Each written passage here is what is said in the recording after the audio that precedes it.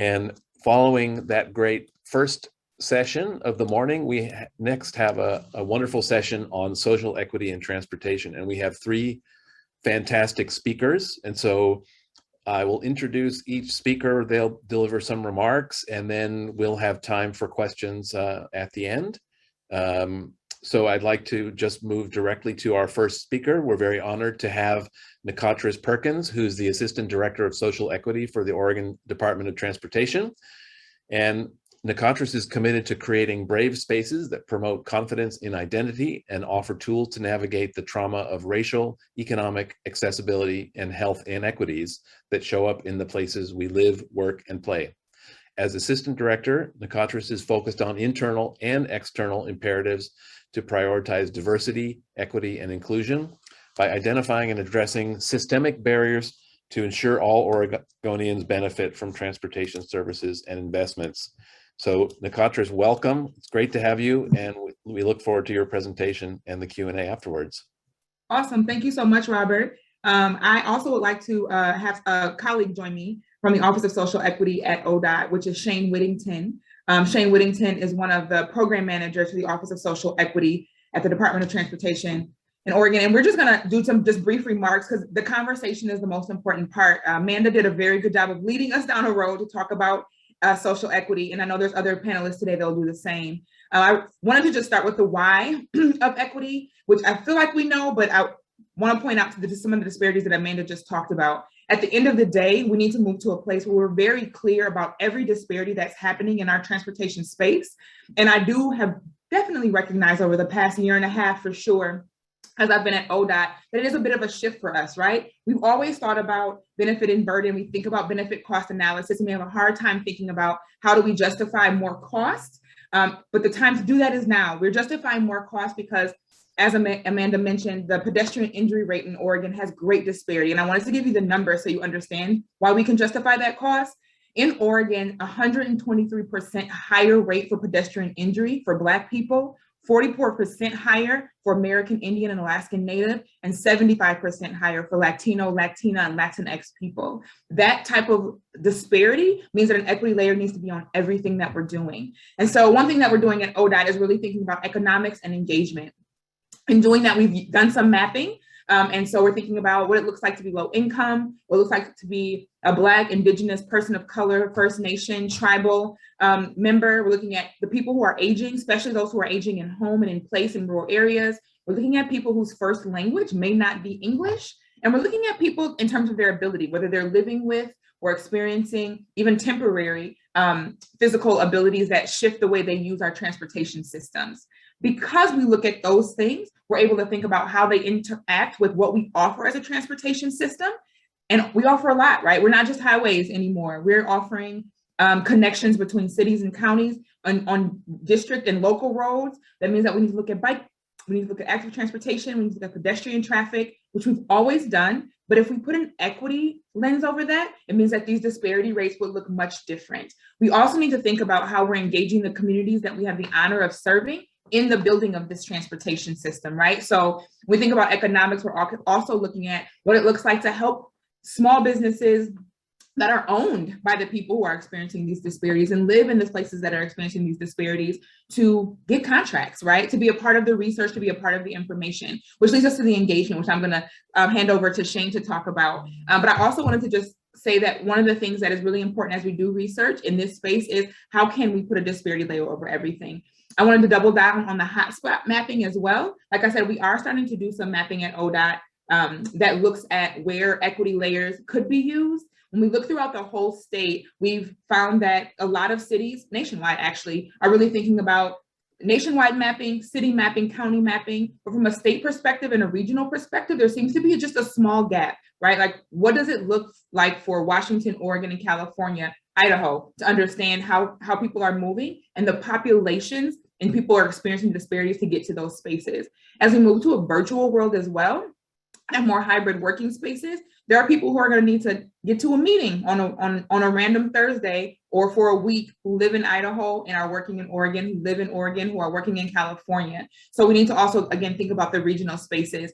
Thinking about why equity is important, just so that people have the ability to live, work, and play safely, right? And so speaking to a esteemed audience of researchers, I would really love to see and partner on what it looks like to put an equity layer on all of that work, and for us to not shift necessarily what we're doing, but shift how we think about it. I think that would really change how we interact with the communities we serve, and it would allow us to decrease some of the disparities that we see. Another thing that would do, it would change our engagement. But I wanted to let Shane talk about what that looks like as he is leading ODOT in that space. Shane? Yeah, thank you. And thank you for having us this morning. One of the things is that when we think about engagement here at ODOT, we use a foundational framework, which is the Iap2 Framework. And that is, and you can Google that. I could drop it into the chat in this, if that is the thing, where we are looking at are we informing, consulting, involving, collaborating, or empowering the community?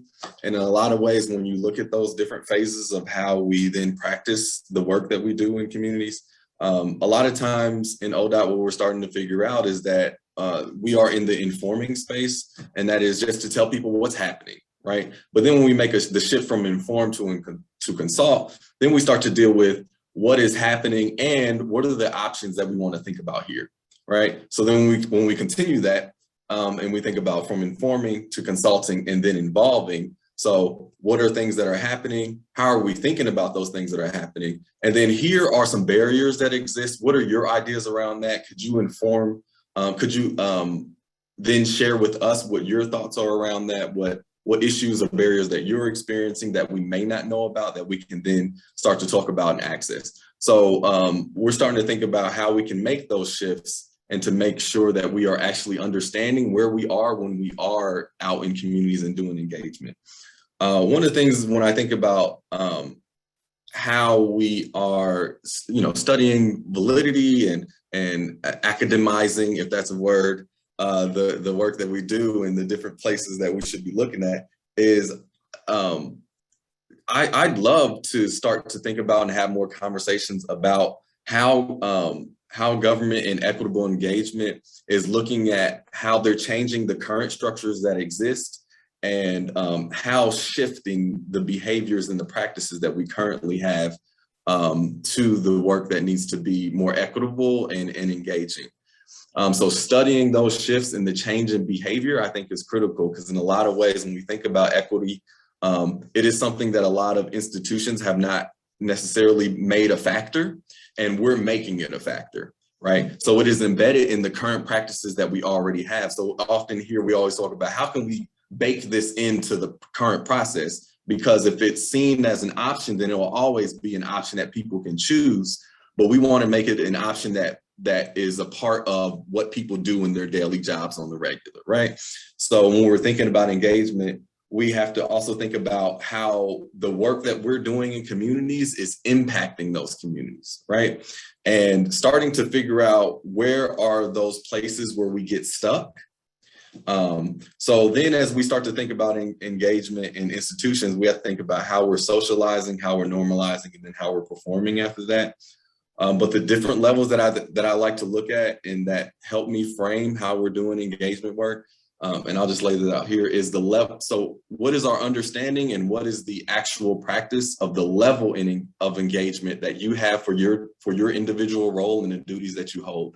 So what is the engagement? The step two is thinking about, what is the engagement focus and the goals and the outcomes that you want to achieve that are attached to that.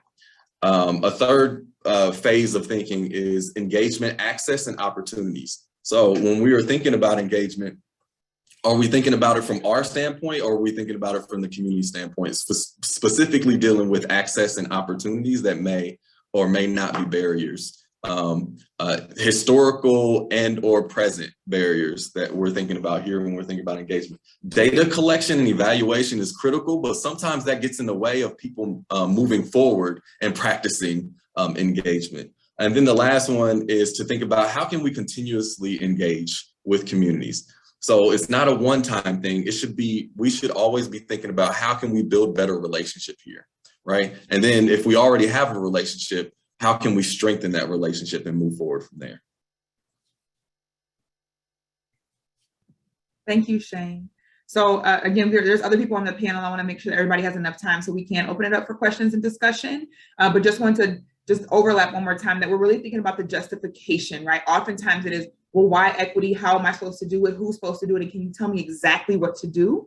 And that is just not how equity works, right? It's a process, and it is all of us that need to participate in it. So it really is figuring out our role. I guarantee you have one. I promise you, something you do every single day needs to be looking at equity, whether it is just simply putting an equity layer over things that shifts the way we think about who's benefiting and who's seeing burdens consistently in the way we've done things. Another thing that I think about is that oftentimes we've compartmentalized it. So we all are in places where there are programs. There's DBE, there's supportive services, there's emerging businesses, there's small business development programs, like all these programs. Unfortunately, those programs have been developed as Band-Aids to a structural issue that needs surgery, right? And so the Band-Aid should be there. We need all the Band-Aids and antibacterial cream we can get, but we also need to look at the structure. And that is literally where I think engineers and researchers really come in, because there's a shift in the structure that could allow healing from, if I kept using the analogy, from the bone, right? It allows healing from the inside out.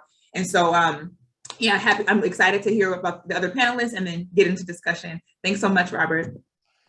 Thank you, Nikotris and Shane. I'm happy to, I understood, Nikotris, you may need to step away. So would anyone like to ask any questions now? We do have time. Are there any questions? I mean, I liked how both you and Shane talked about what we all must and can do.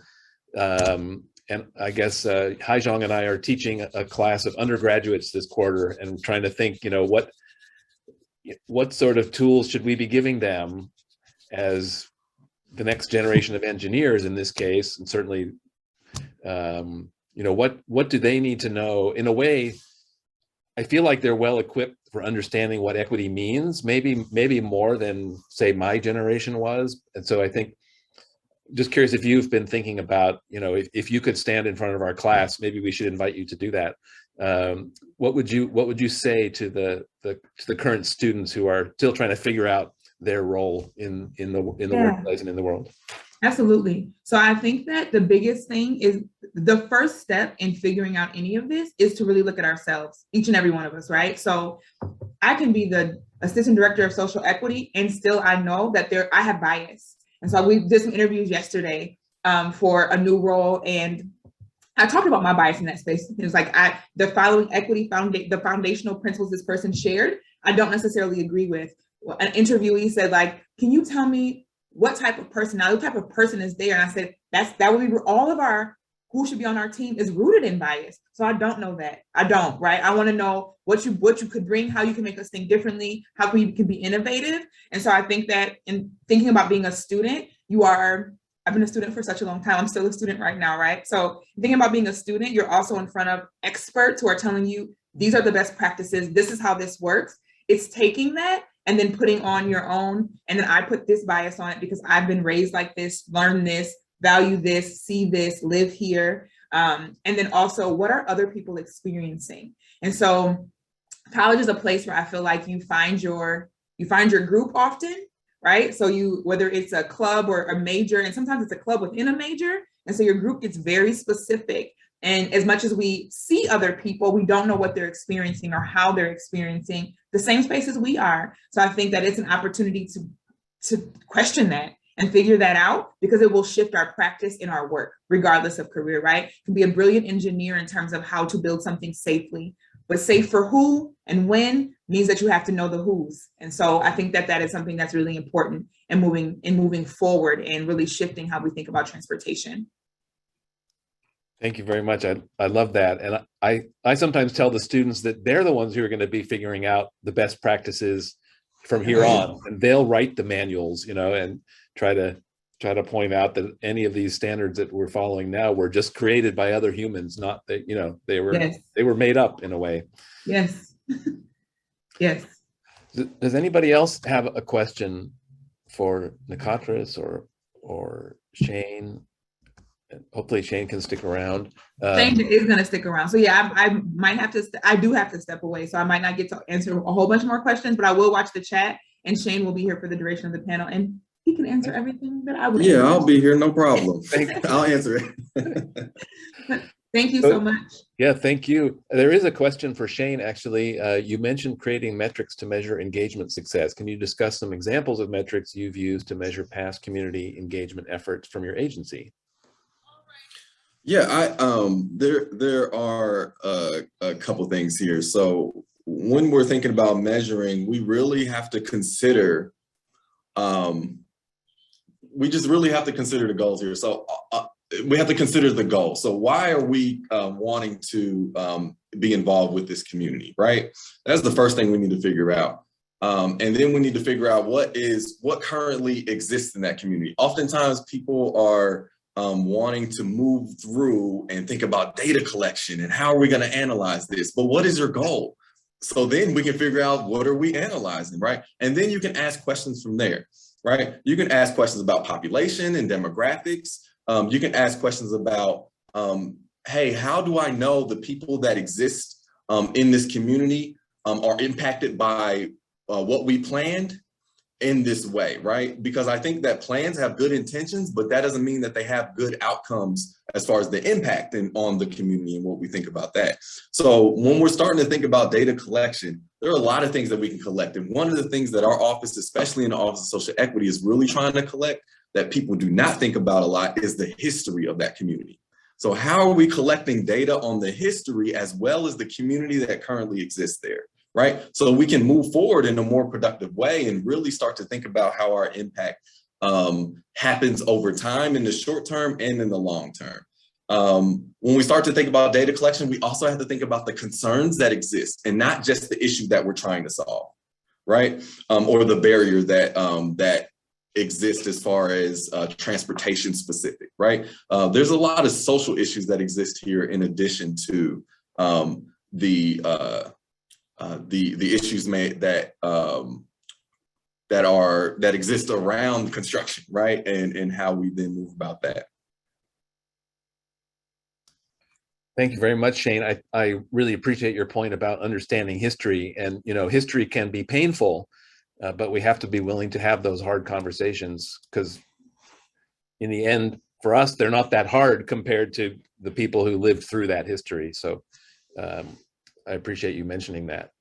There is another question for you. Can you apply what you just said about measuring engagement to measuring equity work, meaningful equity work that is producing results? Right, so that's an interesting question. And one of the things that our office has outlined is a equitable lens, a social equity lens. And that is so people have a high level way of looking at any position, any role, any project or program that you're working on. We can all reach a common lens to then start to think through, all right, here are things that I need to be thinking about, right? And so starting with that common lens, right now we have 4 specific questions that we ask and go from there. I mean, I could talk about that a little bit more, but I won't right now in lieu of time. But when we're starting to think about the outcome, the question is based around outcomes, right? And measurement of outcomes. One of the things is it's interesting when we're thinking about social equity, an outcome has to be based around how I'm thinking about engagement too here. So when I'm thinking about social equity engagement, I'm not thinking about our broader office yet. I'm just thinking about how we're engaging with communities, because when we're thinking about outcomes and the positive results that could come from that, it has to be really developed around trust and connection.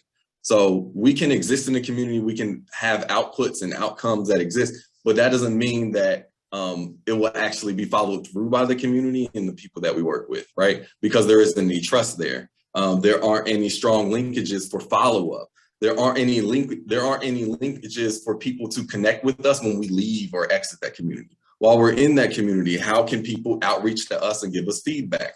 while we exist there. Sometimes there is a 6-month project, sometimes there's a 3-year or 5-year long project. What does that look like as far as building relationship and thinking about the outcomes that could exist around that? How are we thinking about transition of our internal staff? When people then retire, when people then move on and move forward, go into a different place of work. I start to think about how we evaluate success. What does that mean?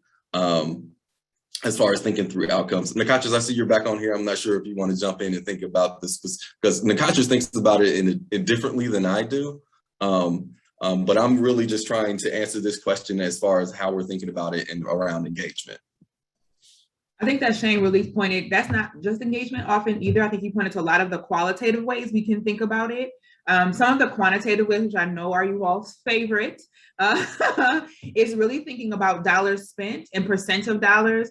And we also can look at the attributes of a project in terms of safety. Like when we know the disparities, what are we doing for a project that can offset those disparities? So when we think about the social equity lens, one of the questions we ask is, in this project, is there a way for us to decrease disparities around health, education, income or employment, and health, education, income, employment, and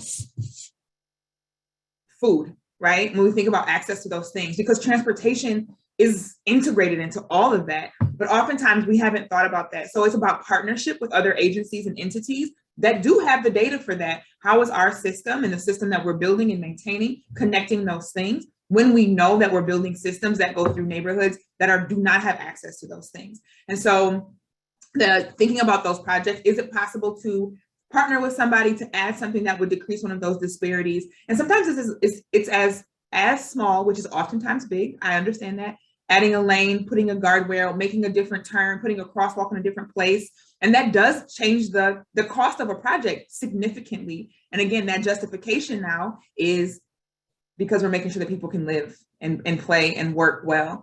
So the quantitative metrics have been the dollars spent on projects, mitigating disparity and seeing a decrease in the disparity in those spaces. Also looking at dollars spent in terms of who gets the dollars. There's a lot of projects nationwide, really. We know the big firms, they are the prime contractors on a lot of spaces. So what are we doing to ensure that our prime contractors can be diversified? And how are we seeing companies grow because they've had access to these very public dollars, right? Which is another structural system that people do not really have access to. Everybody does not have access to. So that lens allows us to look at some of that quantitative data as well, in terms of safety numbers, measures, and money out of the door to different contractors and consultants. Thank you. Thank you both. One of the participants asked if you had a specific project example that you could quickly share.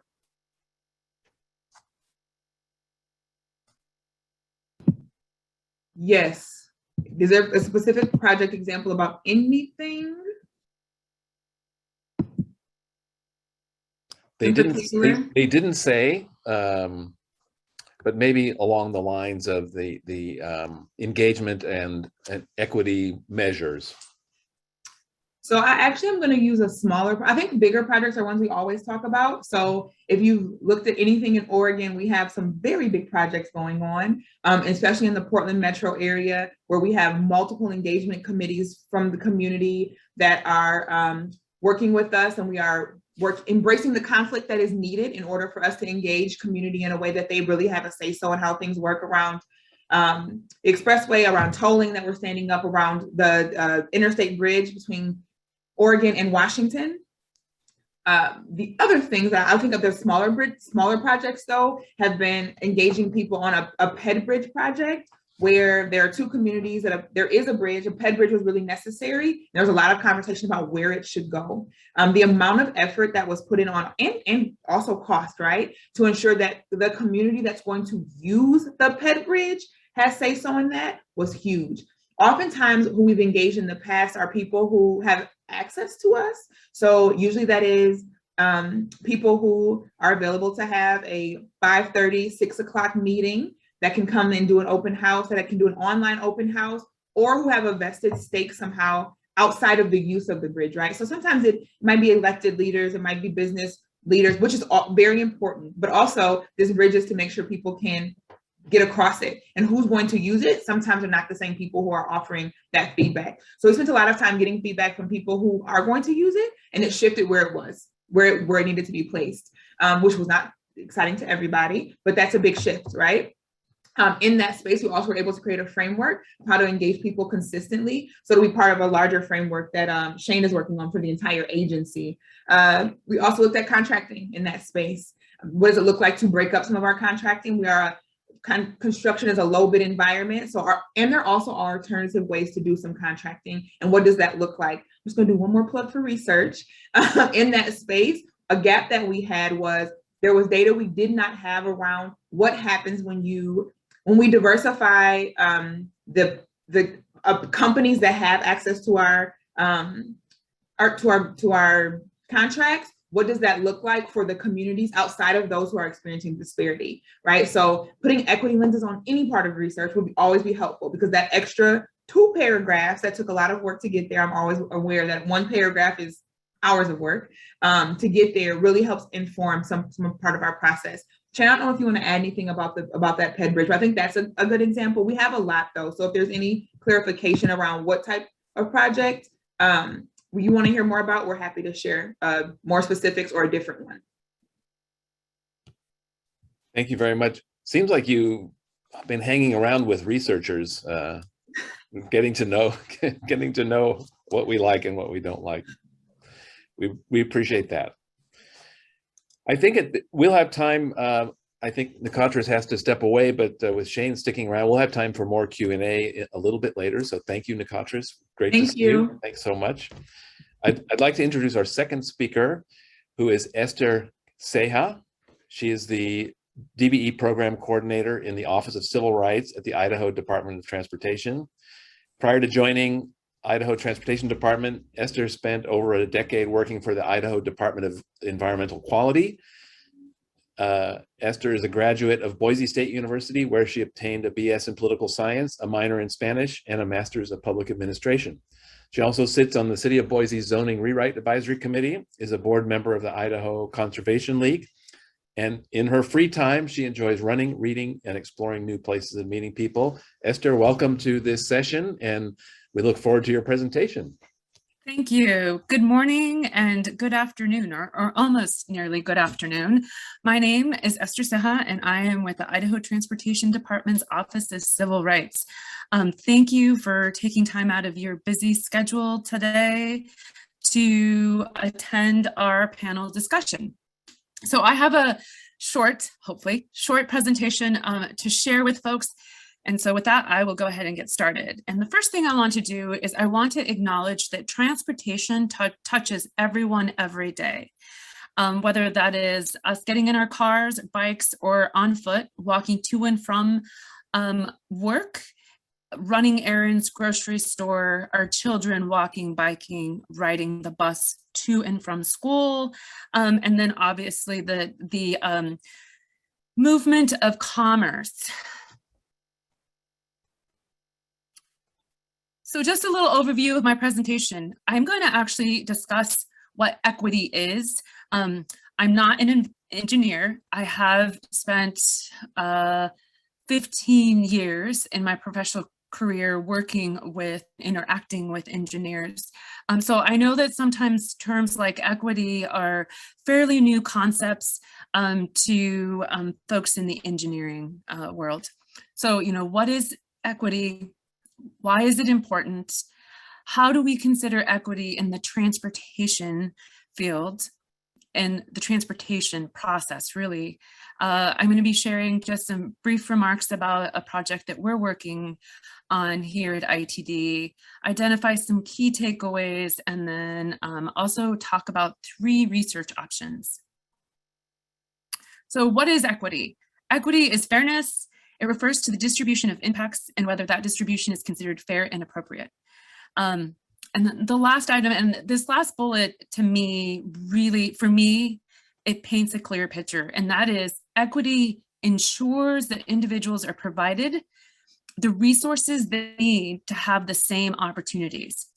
And so what does that look like? For some of us, we need visuals. So this graphic by the Robert Wood Foundation, I'm gonna move this guy here. I don't know if I can move that. Oops. By the Robert Word Foundation actually visually identifies what equality is versus equity. And there is a distinction between these two. And so you'll see for equality, we have 4 different individuals all provided with the same bicycle. But you'll notice that they come in different heights. We're talking about children, women, men, gender neutral folks, able-bodied folks, and you can see through this graphic that the person in a wheelchair is unable to use this bicycle. Now, when we look at things through the lens of equity, again, here we're talking about providing individuals with the resources they need to have the same opportunities. In this graphic, we've essentially provided each of these individuals with a suitable bicycle that will give them the opportunity.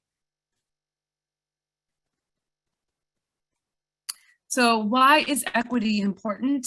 Equity is important because the quality of transportation available affects people's economic and social opportunities. When we fail to look at things through an equity lens and an environmental justice lens, what we see are disproportionate health impacts, specifically air pollution and noise, to vulnerable communities, and disproportionate displacement of vulnerable populations. So when do we consider equity in the transportation process? And I would argue that we should be looking at all processes, all segments of the transportation process through the lens of equity. And that starts with funding, planning, the environmental process, the design, the public comment, public participation, the construction, and implementation of services at the state, county, and city levels. So the next 2 slides provide some information on what that may look like. Please recognize that these are items for consideration. There's a lot more to this than what's provided in these 2 slides. And so when we're talking about funding, we need to assess the socioeconomic data and the prioritization projects and prioritize, projects where the need is great. Again, here we're talking about where the need is great, where we can provide individuals with the resources they need to have the same opportunities. On the planning end, here we're talking about evaluating the community within the planning area through spatial analysis, but then also on the ground verification. On the environmental end, we're looking at thorough review of demographics of the proposed project, really looking at demographics like race, gender, disability, homelessness, language access, income, and transportation access. How do the proposed project alternatives impact the residents? On the design end, engineers should assess the demographic information collected and work collaboratively with colleagues in other programs like the environmental program, public involvement, civil rights, and right-of-way. And I know engineers are super excited about working on a project and designing a project. And a lot of times we're so narrowly focused on the task before us, but we need to kind of step back and kind of assess the bigger picture, because it's not, and someone said this, I believe it was Amanda, it's not just the infrastructure, it's the people that we need to be mindful of when we're working on these projects. With regards to public involvement and community engagement, here it involves conducting thorough research on the community and identifying a variety of public engagement options. And then also how we deliver that information, ensuring methods are intentional, linguistically, and culturally appropriate. And really considering all of the input received, and especially from those that live in the community. And then I think we really need to move beyond what has been typically minimal, mediocre outreach efforts that we have implemented in the past. And we need to look at this more intentional. We should not be thinking about, oh, we're doing this after the fact. So something to think about on the public involvement engagement end of things. On the construction end, what does that look like? That involves actually developing a communication plan and implementing it, making sure that any short-term, temporary, permanent closures or transportation access impacts are clearly provided. That information is clearly provided in a variety of ways to all of the residents. You know, here again, we're talking about intentional, linguistic, and culturally appropriate information. And not only providing the information and engaging and informing the community, but also working with women and minority-owned businesses to participate in the construction of these projects. And lastly, implementation of services. So here we're looking at county, city, highway district officials who assess services they provide and ensure services are provided in areas of the community with the greatest need. So for example, transit, on the public transit end of things, you know, funding transportation services in segments of the community where the population may have no or limited access to a vehicle. Also, consideration of hours of operation, specifically for folks who may have some access issues and work, you know, your non-typical 8 to 5 jobs. So I kind of wanted to provide folks with these next 2 slides are really just some spatial data on a public transit scenario here in the Boise area. So I live in Boise. I've been born and raised in Idaho, but I've been in Boise for, oh my gosh, 25 years. And so in the 25 years I've been here, our public transit system has improved substantially. And in the last, I would say in the last 5 years, we've seen substantial growth in the area, in the Treasure Valley area. And with that growth has come housing challenges. And those housing challenges have led to lower income families and individuals finding affordable housing further west of the metro area. When you take into consideration that gas is almost $4 a gallon today in the Treasure Valley, and folks spend, you know, if they're moving further away from their employment area and having to drive in, there's this additional financial impact. So then, you know, we can assess, okay, so are there any alternative modes for them to get from, let's just say this, Caldwell-Nampa area into the Boise metro area.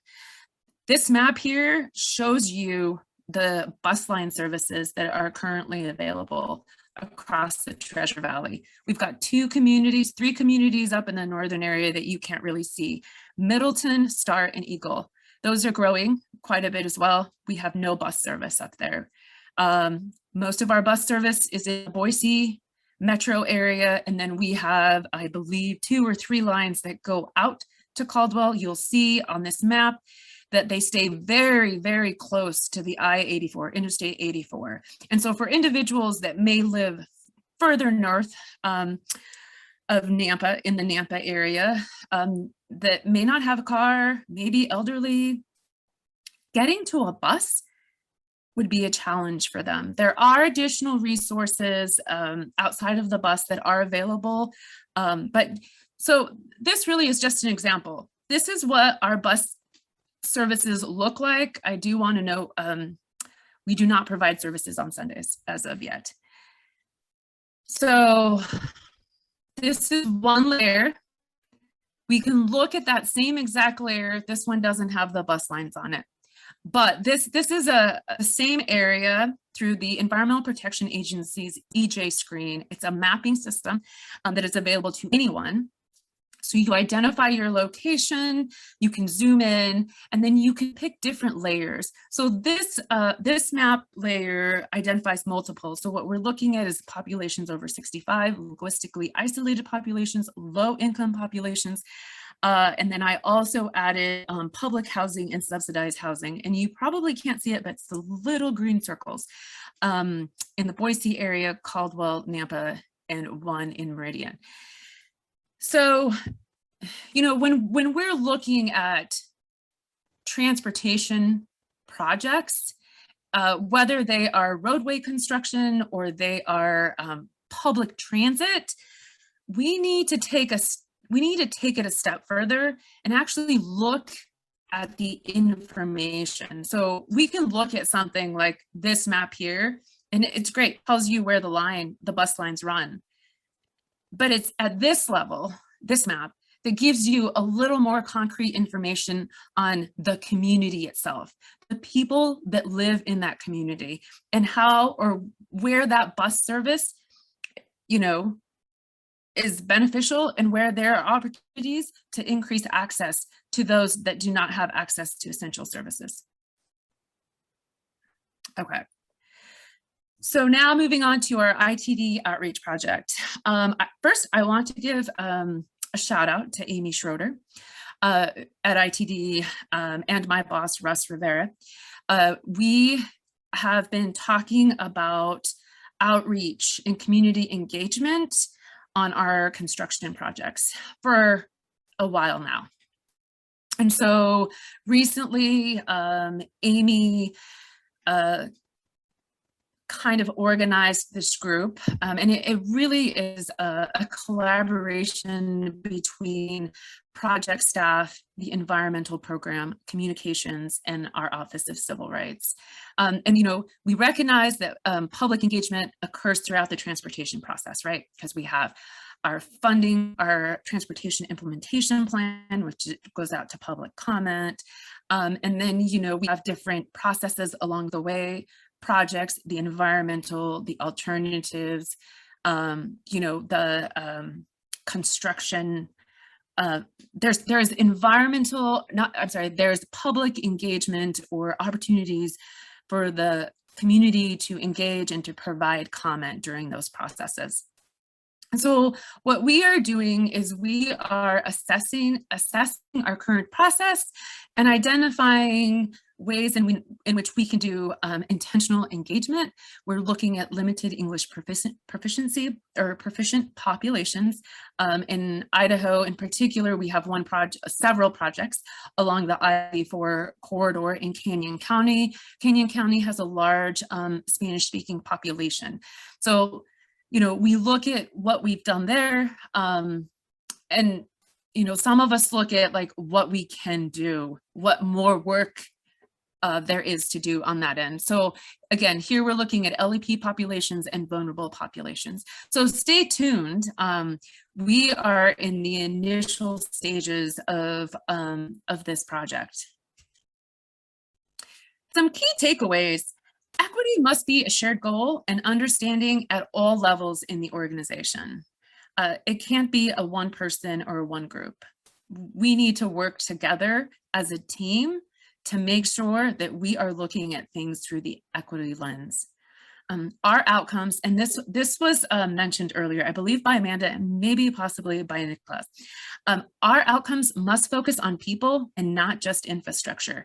And I realize that sometimes that could be a challenge as an engineer because we are focused on the project before us. And we're not always thinking about like the people that live there and, well, really the people that live there. We might be cognizant of the people that use the roadway or the service, but very rarely have I seen folks really think about the impacts to that population in that particular area. We also need to recognize existing disparities and be intentional about how we are addressing the disparities and removing barriers. We also need a workforce that is reflective of our communities. And then just one last note here, the use of spatial data. Spatial data is a great resource, but I also think that ground assessment also equally as important. We can start by looking at spatial data But, you know, one thing we've seen in the Treasure Valley, at least I have seen personally in the Treasure Valley, is that we've seen a lot of change, even in the last year, that some of our neighborhoods, they don't look exactly like they did last year. And so that's why there's value and importance and not just looking at the spatial data, but going out on the ground and engaging with that community and better understanding what the lay of the land is firsthand. So on the research opportunities, we identified 3 potential research opportunities. And so the first one is best practices guide on how to address impacts on homeless encampments and transportation. I think this is I know this is impacting all state DOTs, and we're seeing it, you know, and we've seen it in Idaho, Washington, Oregon, California. So best practices guide on how to thoroughly implement equity and environmental justice in our work at the federal, state, and local level. Lots of papers and discussions about this, but it sure would be nice to have something that at least provided some baseline. You know, and then lastly, how do we incorporate policy and cross-program collaboration in the engineering field at the undergraduate, graduate, and professional levels? Okay, and that's it. And here's my contact info. I also identified our program manager's info. Thank you so much for the opportunity. Thank you so much, Esther. That was a great presentation. And fortunately for everyone, it will be posted on YouTube later by PacTrans. So I thought that was a really great, more than a primer, but really great set of tools for all of us, and really appreciate your sharing your perspectives and your experience with us. And we'll what we'll do is we will have the panel address Q&A after the final presentation, if that's okay. But I just wanted to thank you for that great and inspiring presentation. We would like to have our third speaker, Jackie Bayne, who is the Assistant Director of the Office of Equal Opportunity at the Washington State Department of Transportation. Jackie grew up in South Puget Sound and holds a Bachelor of Science in Business Administration. In 2020, Jackie graduated from the Western American State Highway Transportation Officials Emerging Leaders Program.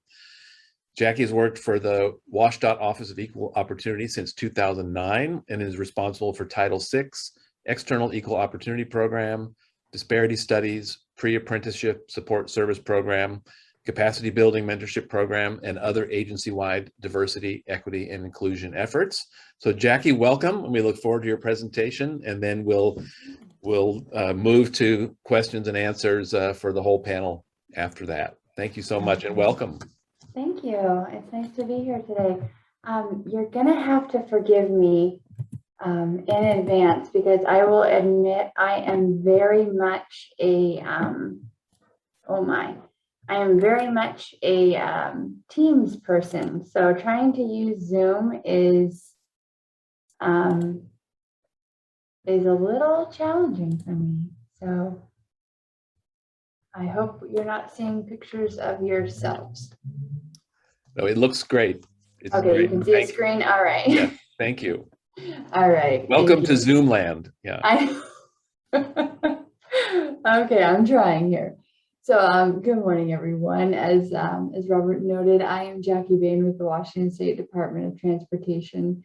I work in our Office of Equal Opportunity as the Assistant Director, and I'm happy to be joining you today to talk about many of the exciting DEI efforts underway at the department. First, our agency just completed our strategic plan listening session and organizational equity readiness baseline assessment. And I'm going to be sharing a quick overview of that assessment with you. Also, we just finished our first ever equity study, which was completed earlier this summer, I'm sorry. And lastly, we're working on a very rough draft of the DEI work plan associated with our anti-racism policy and diversity and equity and inclusion planning executive order that was also issued earlier this summer. So which button do I push? Okay. So everyone, I think, has really already covered this. These are specific definitions for Washington State. They're from the Office of Financial Management. I'm going to put that and some other information in the chat. So I'll just skip over this slide. So the work for WSDOT to become a more diverse, equitable, and inclusive organization actually started in 2016 when the Washington State Secretary of Transportation developed our agency's strategic plan. And that included practical solutions, inclusion, and workforce development. So we've been working on inclusion for quite some time. We've just expanded it lately to include diversity and equity. So in the spring of 2020, our Secretary of Transportation, Roger Millara, worked with 20 different state agencies, nearly 20 different state agencies through the Western American State Highway Transportation Officials Program to create the first ever resolution addressing systemic racism. And then later in the fall of the same year, Roger Millara again worked with all other 50 states to create a resolution addressing race, equity, diversity, inclusion through the American Association of State Highway Transportation Officials. And while we were working on that, we were also working on our own, while we were working on the national policies, we were also working on our own internal efforts. And so that's where we came up with the Anti-Racism Policy and Diversity and Equity and Inclusion Planning Executive Order. And so our office has actually started working on the DEI work plan, which is called out in this executive order to enhance the agency's strategic plan.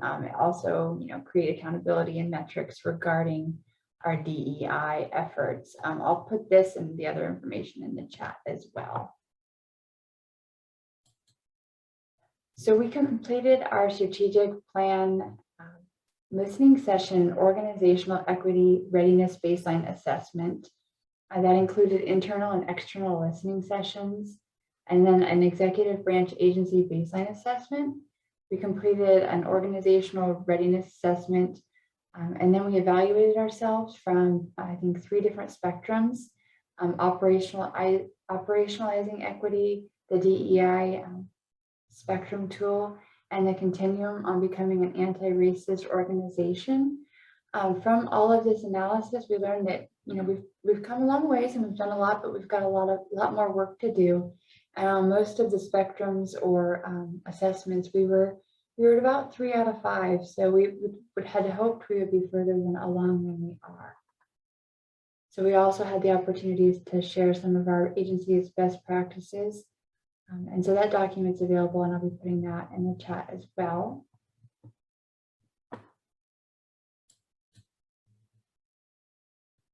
And then we recently partnered with Western Washington University to conduct an equity analysis. And that was completed earlier this summer. And it scrutinized outcomes to determine if our processes, procedures, programs, services, and activities created barriers to participation or utilization of resources. The study analyzed and compared right-of-way and condemnation or equitable land acquisitions. And available data suggested that while we paid less on average than nearby private buyers, the land purchased by the agency also tended to be at lower assessed values. So due to the data limitations, the study team was unable to conduct a comprehensive property valuation. And as a result, no conclusion could specifically be drawn regarding equity and the evaluation of our land acquisitions. And then we looked at how we invest in our highway construction program. And findings indicated that transportation improvements are being made near areas with higher concentration of low-income individuals. However, this was likely a product of lower property valuations near significant infrastructure. And the findings suggested that the improvements do not disproportionately positively or negatively impact communities of color. And then we also looked within our own workforce to determine if we were recruiting and compensating equitably. And that data showed that WSDOT, or our agency, attracts fewer women than men. However, gender distribution in our hiring is similar to that of applicants. And that suggests that qualified female applicants have the same likelihood of being hired as qualified male applicants. and that the findings also demonstrated that WashDOT recruits a more diverse qualified applicant pool than available within the local population, though we generally hire a less diverse qualified pool of applicants. So we have some work to do there in terms of bias and our recruitment, not recruitment, but hiring process. And then also the study contained a transportation investment equity literature review. And the findings of that are very illuminating. And they indicated the majority of transportation investments are vehicle-based, and that active transportation investments are often not made in areas that would best serve its users. So there was a lot of really interesting data, and there's a lot of analysis that's really needed further in this specific area for our agency. So we're continuing to look there. We're also working on currently implementing our environmental justice, or enhancing our environmental justice efforts. Senate Bill 5141, which is HEAL, Healthy Environments for All Act, was recently passed, and that is requiring us to incorporate our environmental justice into all of our decision making and all of our processes with or decisions over $15 million. But we're also looking at it from a more just a DEI lens throughout the agency, and evaluating community engagement and trying to determine how can we go from, you know, a project-based community engagement organization to an agency-based and relationship-based organization where we're establishing meaningful relationships throughout the agency that are based not just on a project or an action, but on a community. So we've also proposed with the National Academy of Sciences, we're working on kind of fine-tuning the proposal right now, a research project that would potentially look at how climate change disproportionately impacts those who suffer from socioeconomic inequalities, especially environmental justice communities. And as Washington State and the US has become increasingly diverse, we want to understand how the climate crisis will impact different racial and ethnic backgrounds, and understanding the role the transportation and industry plays in this, and then hopefully recommend some solutions that would be valuable for implementation. And then, as Nikotris mentioned earlier, DBE and other similar programs can be viewed as Band-Aids, and we do have our federal disadvantaged business enterprise program, but then Washington State, we also have Initiative 200, which on one hand bans preferential treatment, but then on the other says, you can't have disparities or discrimination occurring. So we have disparity studies, I think 3 or 4 that I've completed, that showed that on our state funded programs, when we don't have that program with goals, we have much less participation right now for minorities and women on our federal program with hard goals. We have 16.6 on our state program. You can see here we're right about probably 7% for minorities and women. So in 2018, we started working on this effort. We've developed a roadmap to equitable inclusion, and includes, voluntary goals, community engagement, technical assistance. We launched a capacity building mentorship program in coordination with Sound Transit and others.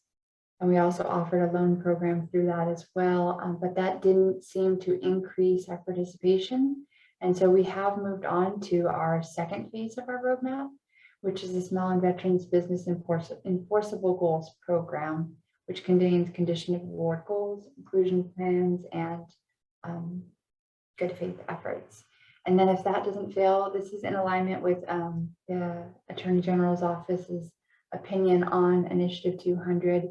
We would be moving to mandatory minority, veteran, and women's business enterprise program goals. So that's just some of the efforts external facing. Again, there are systemic issues that we do need to address. So here is my contact information. I'm going to try and stop sharing. Oh, there's a little button for that. And here in the chat is all the documents that I mentioned, and also if it's helpful, there is a Washington State health disparities map, which is very similar to the EJ screen from the EPA, but it's just for Washington State, and it layers on that same socioeconomic data. So. Great, thank you, Jackie. Great job with Zoom. That's once you learn where the buttons are.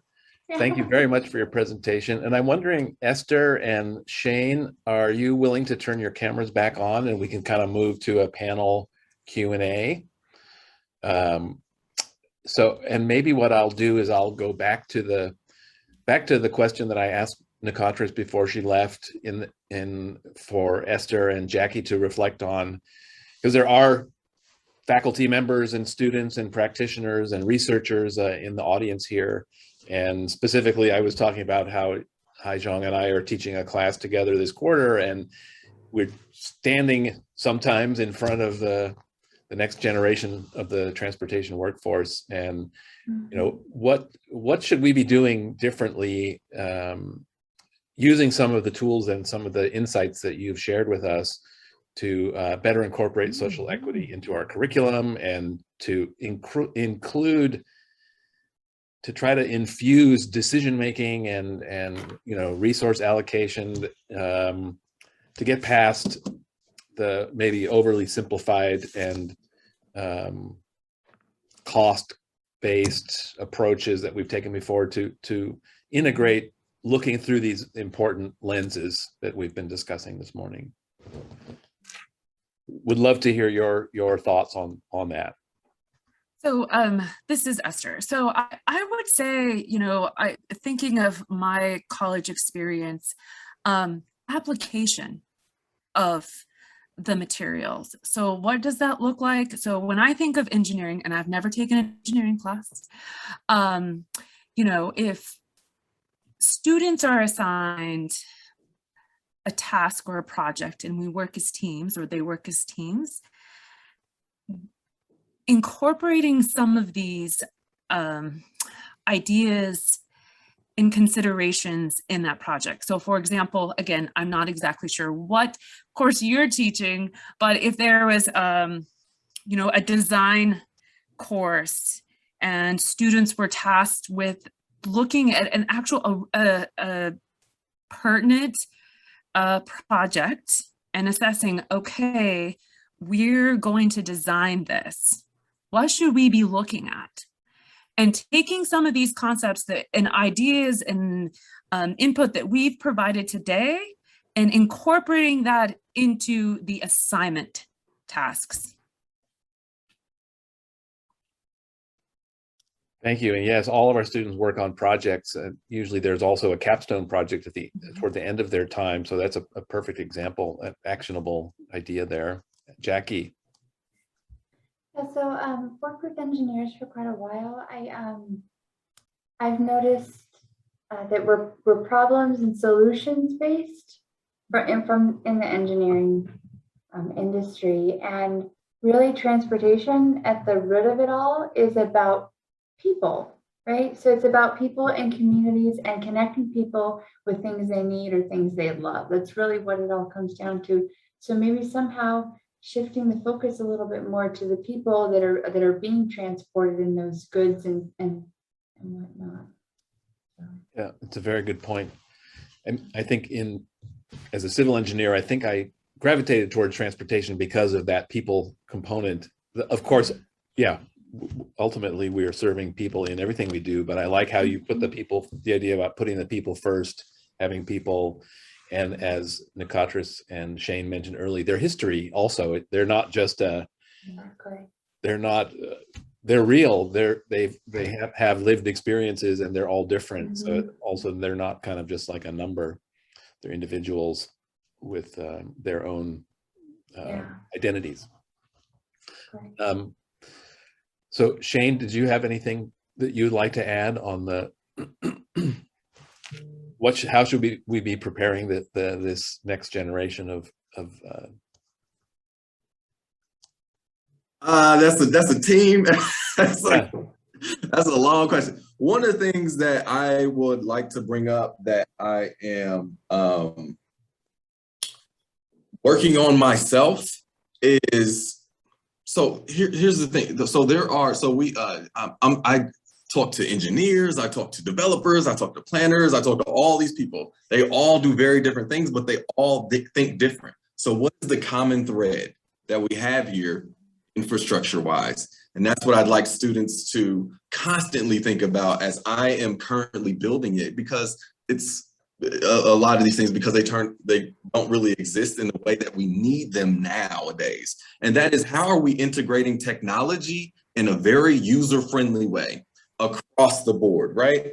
So when a lot of people are reading less, right? So how do we get them to read in alignment with what is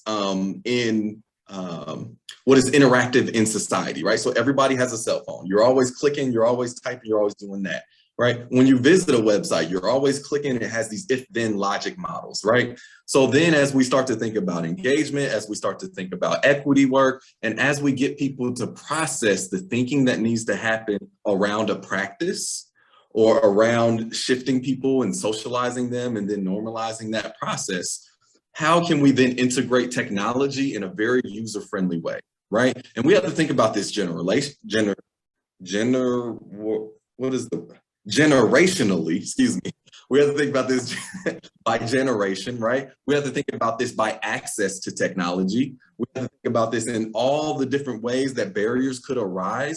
But technology is the way that society is going. And in what ways do we need to integrate that more? But we have to make sure that it's very user-friendly. And that then further, and what Esther was talking about and what Jackie is talking about as well, is we need to lead with thinking about people first and not necessarily the product.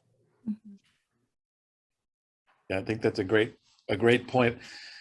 I was just passing by some school bus stops this morning, and I was thinking, when I was a kid, and well, I don't think we had school buses, but we'd be standing there.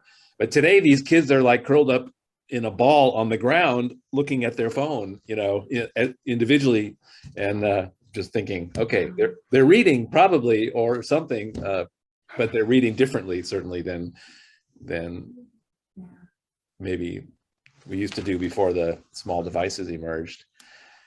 So those are very, very good thoughts. And someone who is very well, actually there are two questions in the Q&A, both from quite inspirational people who've inspired me over the years. The first one is from Professor Anne Vernet-Moudon from the University of Washington, and she asks, maybe this is kind of the question, and would love to know, taking what we heard from Amanda earlier, and what we have been talking about here in the social equity arena, would anyone be able or care to comment on the opportunity to consider how addressing climate change and equity together might help DOTs meet sustainability and safety goals faster? So what happens when we put this all together?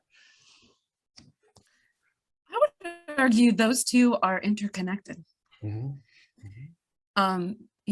They are, I mean, when we talk, well, I should say, when I talk about climate change, when we look at the impacts of climate change to our communities, those that are disproportionately impacted are vulnerable communities. Into communities that, in many cases, we have not used our equity lens to provide the resources that our community members need to have the same opportunities. So, I think that's a great question. I have to think about it a little bit more, but to me, when I look at this climate change and equity and environmental justice, to me, they're all under the same umbrella. As I noted, that's something that the department is requesting that the National Academy of Sciences probably evaluate for us further with the National Cooperative Highway Research Program, because it's such a large question and there's so many data points to consider, and our impacts are so significant that understanding the root cause analysis and how to remedy it is a very important issue. I don't have the answer for today, obviously. So Russ Rivera, who's the program manager at the Office of Civil Rights at ITD, he's also online, and he may have, something to share on this front as well. So I just. Absolutely. Thank you. And Russ, welcome. If you'd like to join the panel, you can, please, we welcome you. Thank you, Robert. I appreciate the time. I think Esther kind of nailed it right on its head. I do think that climate change and equity, I think they should be viewed kind of from the same perspective. I've actually been myself thinking over Wayne Kittleson's question here within the past couple of minutes, so I haven't had a lot of time to devote to this other question, but I do agree with Esther on this. And Shane, anything that you would like to add about the convergence of the climate question and the equity question? One thing that I think that people miss, and Jackie hit it right on the head, and Esther as well, is that it is interchangeable, it's intersectioning, right? It's all a part of it. And people think that they are separate entities, and they're really not. We just have to think about ways to in which we can better make them a part of the conversations that we constantly have. Oftentimes, when we think about equity work in general, we racialize it, right? So the only thing we think about is race, and then we kind of stop there. But when we start to add these other aspects of equity, it almost seems like it's extra, or again, like it's an optional thing. But all of these things are a part of the under the umbrella of equity, right? And when we start to have these conversations, when someone brings up something like environment, it's not a deterrent, or it's not taking us in a different direction. It's leading us forward, and we just are offering more context and layering what the conversation should be about, and also addressing the things that are affecting and impacting our communities and our people all of the time. It's not just one aspect, right? Both and, right? It's not necessarily either or. So that's the only thing I'd like to include there. Thank you very much. And I think we can continue this thread. There are a couple of questions. One, as I mentioned, from someone else who's a inspiring person to me, Wayne Kittleson, is asking about, so it's kind of a long question, and I'll try to distill pieces of it. He mentions that there are complexities that come out of thinking about a definition of equity, and he says that people's previous choices sometimes have an effect on the resources that may be necessary for them to achieve equal access to the current opportunity being considered. I think I would personally also say sometimes people's actions might not be completely dictated by choice, quote unquote, that circumstance may result in certain actions or certain realities that may or may not actually be choice, but may seem like choice. So that's a complexity here. And so then Wayne gives he asks whether do we ignore the consequences of those previous choices, or I would say actions or outcomes, in order to assure equity relative to the opportunity being considered. As an example, consider an individual who lives in a rural area by choice or by circumstance. Does it make sense for a transit agency, as an example, to invest the additional resources necessary to serve this individual so that the individual's opportunity to use transit is equal to the opportunity available to urban dwellers, even at the expense of more frequent service for everyone who has access to transit? So that sort of trade-off about resources when you consider a dense environment versus a much lower density environment. I think all kinds of services, utilities, transportation, it's much more efficient if everyone lived in one really, really big high-rise versus spreading that same number of people out across a very wide area. So there are, I don't really know that this is an either or question, but we would love to hear some of your thoughts on this kind of a question about transit service or other kinds of service that are different depending on the density of the area. So Robert, this is Russ again. Hi, Russ. I do I do think this is a valid question. I think this is something that we hear from a lot of our local agencies. I've been jotting down some notes as I've been thinking through this. We don't have like a standard response for our local agencies when they ask us, but I think it's an important distinction to make. And, sometimes I need to ask a question to Wayne or anybody else that may have this type of question is, in that respect, should we limit access to city or state or national parks to anybody that might be living within the vicinity of those parks or recreational areas, or limiting access to those areas to only those people who may pay local taxes? Or should we stop including homeless populations, indigenous populations, low-income farmers, minority populations because of previous quote-unquote bad decisions? For us, as our perspective on this is that as federal fund recipients, we have an obligation to ensure that all of our programs and activities are available and accessible to those who participate in this great system that we're in.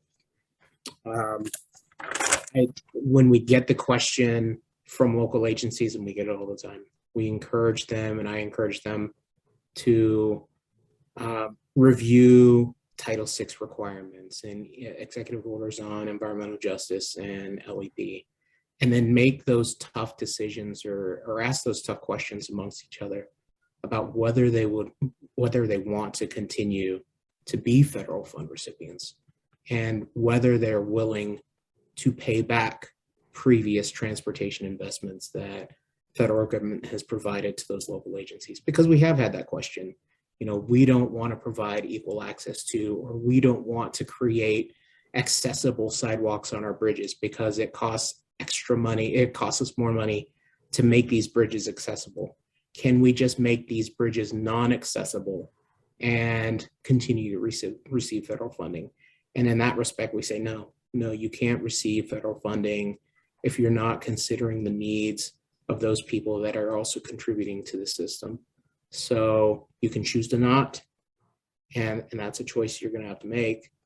But at the same time, some of our federal partners might want to come back and say, okay, well, we've contributed $90 million over the last couple of years to your highway transportation system, your transit services. And if you expect to continue receiving those funds and you don't want to pay those funds back, then unfortunately, it's something that you're going to have to do. It's a great question, though. Yeah, I mean, I think it brings a lot of the discussion we've been having together. And we appreciate your thoughts on that, Russ. And would anyone like to build on what Russ shared with us? I can real quickly note that the Washington State Department of Transportation doesn't do a lot of transit. But we had heard that theme constantly through the listening sessions that we held with the equity baseline assessment with the public, was equitable access to transit in rural areas. And so that comes down to resource allocation. And so that's why we were looking at how we invest our funds, where they're distributed and how it's distributed, and if that's done in an equitable fashion. So we have some data to look at to analyze to determine next steps, but I think we need a little bit more analysis there first too. So it's. And the only thing I'd like to add too is I think the first part of the question, or contextualizing the question, was around defining equity and what they mean. So one of the things that we do in our Office of Social Equity here at Oregon Department of Transportation, we think about it in multiple ways, but we largely categorize it in so we can, when we're working with people to get our internal staff to really contextualize it, people are categorical thinkers in a lot of ways. So we think about process equity alongside outcome equity.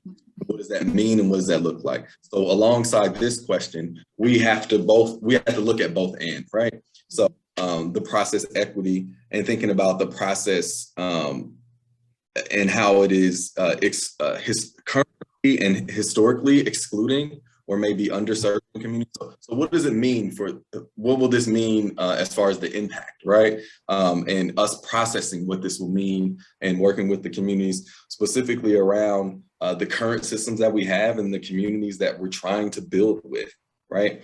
And looking at that based on individuals or groups' needs to achieve fairness and leading to then outcomes, right? So outcome equity, right?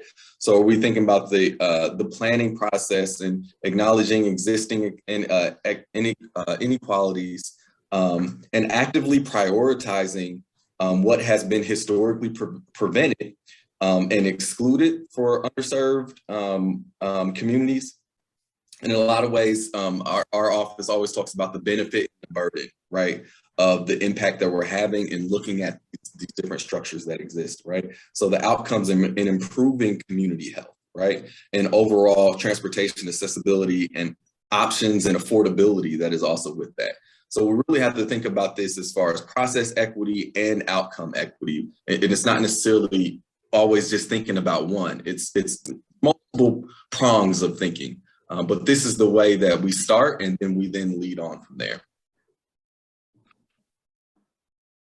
Thank you, Shane. Would anyone else? Billy Connor reminded us, you know, sometimes when we think about rural areas, we may forget about Alaska, not intentionally, but there are very large distance and geographical barriers in rural areas, and Alaska is a particular case in point where sometimes obviously the roads actually do end, and so then air transportation is the only way in and out for some areas. And so those are challenges, I think, that are important for us to remember. Just wondered if anyone would like to offer any further comments with looking at through an Alaska lens. I don't know if it's beneficial or not, but I have a colleague that actually worked at the Alaska Department of Transportation for about 15 years, and hearing some of the struggles and concerns regarding resource allocation for that agency was quite enlightening. They have much different barriers to everything than any of I think our states have. So absolutely. So just as a reminder to the participants, we still have some time for questions and discussion. We'd like to encourage you to enter any question in the Q&A box. And I'm just wondering do any of the other panelists, do you have questions for each other? Because maybe, I'm not sure if you work together already, or maybe this is starts an opportunity for a kind of collaborative effort here in the Northwest.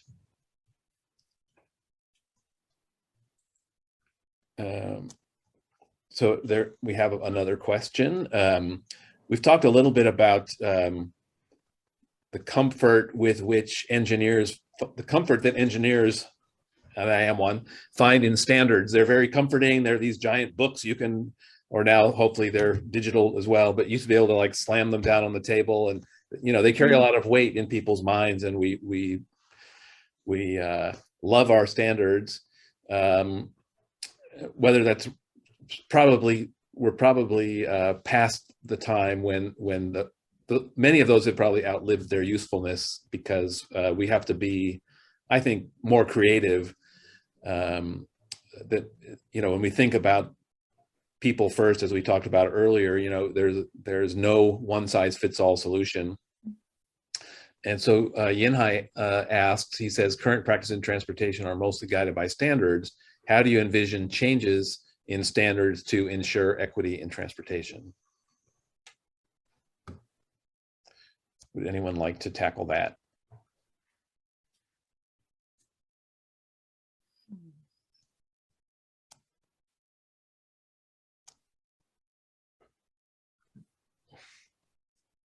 I mean, the thing about standards is, making them flexible, then I know we have our community engagement manual, as you're saying, which is our standard operating procedure on how we address the specific community, and we have kind of canned training that we do give, but we're noting now that that's the floor It's the foundation for how we engage communities. And then we, there is a ceiling, and you need to, follow that best practices when engaging different communities. For example, some communities don't like the online versions that, the current community engagement we're doing because of COVID. So we're looking at things like putting up flyers, in grocery stores that have the QR code that take you to the online open house. So just different ways of going from, in our office, we have a community engagement person that goes and will actually like attend town halls or public meetings of other jurisdictions, or church events, other events, just to become ingrained in the community so that we can easily get information out and establish a meaningful relationship, rather than just having a meeting in a public facility and expecting people to come, because it's not effective.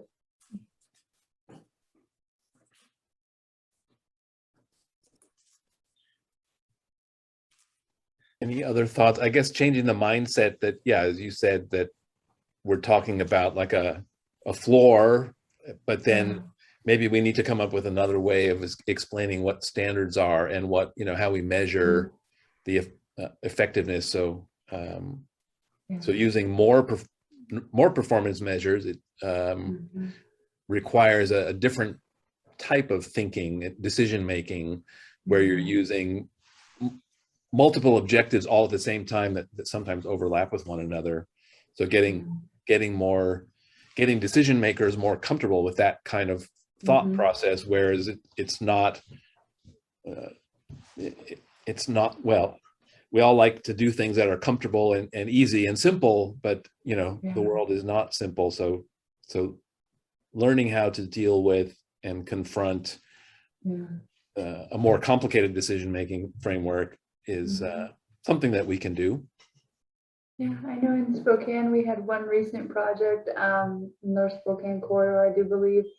We're still working on it, but we actually paid for daycare and had food, held it on a Saturday, and it was more of an event than it was like an open house, so that we can get more community involvement. I don't really know how we pulled off the food and the daycare, but we did, and and it was much better attended by the community and the participants, because it was in their their location, and so it's more comfortable than going to an IRS building. So yeah, I think that in many circumstances we're good at kind of talking to ourselves. I think in any organization or any framework that you're in, you talk to yourself really well and you do things that make sense to you. But then when you're really trying to work with people in other communities, really we need to be talking to them and going to their comfort zone, as opposed to requiring people to come to our comfort zone.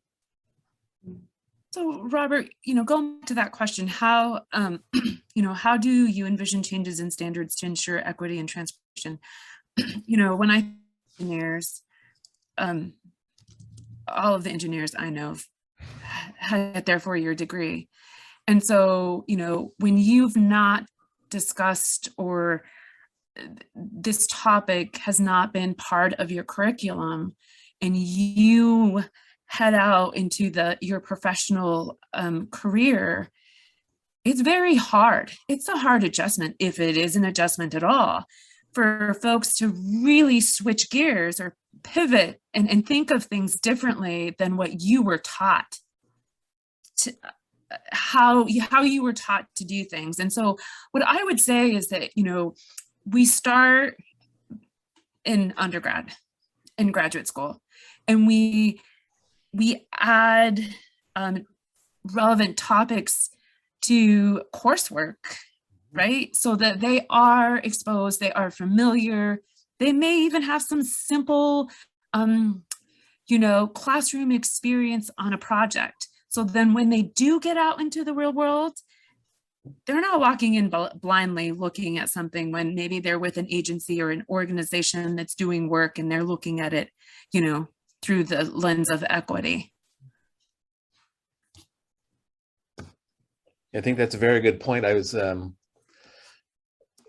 I've been thinking this morning, I'm not aware of any course or even a segment of a course that's called equity in the built environment or equity in transportation. I mean, in planning schools, I'm sure there are, but in engineering schools, I was talking with a colleague a couple days ago about public health and saying, hey, there is no course public health, engineering the built environment through a public health lens. And I think we need that. And so I think this is a great, great.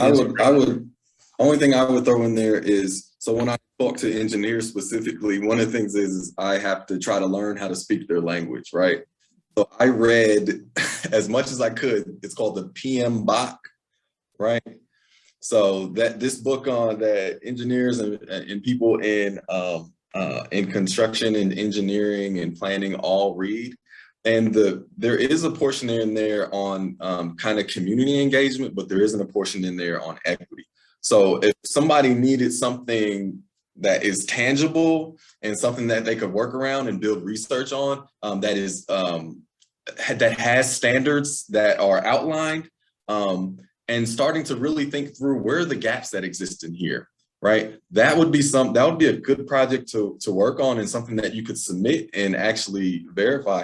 Because when we're thinking about subject matter experts and we're thinking about future state thinking, I always tell engineers when I'm working with them is think of this as an iteration, right? So when we start to think about doing equity work, it's an iterative process, right?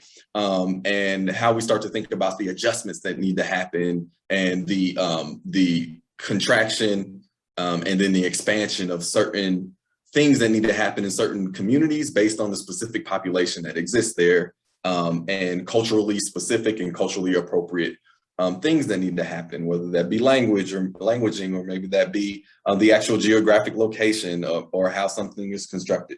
There are all these different pieces, but one of the things that I try to convince engineers of as well is that they are a part of being a social agent, right? A change agent, a social change agent. So please believe that the work that you do impacts people. So therefore, you are a change agent in people's lives, and start to think of yourself as a subject matter expert, as someone who is also a change agent, right? You're a great problem solver. Thank you. Appreciate that. Also think of yourself as a problem solver that is involved in being an agent of change in communities and the products that we produce, right? Because they impact all of our lives and environments. People use the road, people use transportation. And the way that we construct that and our thoughts surrounding that, so the decision-making processes that happen around that, and even the guidelines and the standards that are there, sometimes those things need to be amended, right? So looking at those things and then making adjustments from there is how we need to operationalize it moving forward. So what isn't here, right? And what is here that we can strengthen? But I would start with looking at the PM BOK is what I think it's called, right? I think Shane and Jackie and Esther, they're all on point. I do agree that everybody wants standards. Everybody wants that minimum. What do we have to do to meet the requirements on this project? But we don't have standards because it all depends. Are we talking about EPA funding? Are we talking about FHWA funding? Is it FTA funding? If I go to EPA and I ask for a definition on what is a population as it relates to environmental justice populations, they might say one person might be a population. They might say 10 or 20, depending on who you talk to. It's also vague. And I do think the idea that this would be a great project or research proposal. How do we establish standards as a region or as an agency or just in general? How do we establish standards to make sure that our process of building projects or building roads or doing transportation or transit, how do we ensure that we're being equitable? And how do we set those minimums? And then we don't just look at them as minimums. We see them as, this is absolutely what we're going to do, but how do we create a performance metric that, we're not just shooting for the bare minimum. We want to do absolutely everything that we can do to make sure that people are being included in the process. So for me, when I first started working with the transportation department, what I did was I would go out and I'd work with our local agencies, and I'd let them know, here are some things that are coming down the pipe. And either you can choose to get on board with them now and adopt something and change a process that you have in place, or you can wait for it to come, but when it comes, you're going to be behind the 8 ball. And then what we started seeing was local agencies would start to scramble, and they'd say, no, we want to be a best practice. And I think everybody wants to be a best practice. Nobody wants to be that agency that's doing the bare minimum. And everybody wants to show the rest of the world, look at how progressive we are, look at how proactive we are about Title VI or civil rights, or engaging historically underserved or underutilized populations. And I've talked to Esther about this, and is there a way that we can, as a region, Western states, regions, Washington, Oregon, Idaho, maybe Northern California, adopt standards as a region and say, this is what we're going to do in our part of the country. And if somebody else in another part of the country wants to say, this is an acceptable standard for us, then that would be better than having to continually go back to our federal partners and them not be able to give us any guidance because it's just written so vaguely in the regulations.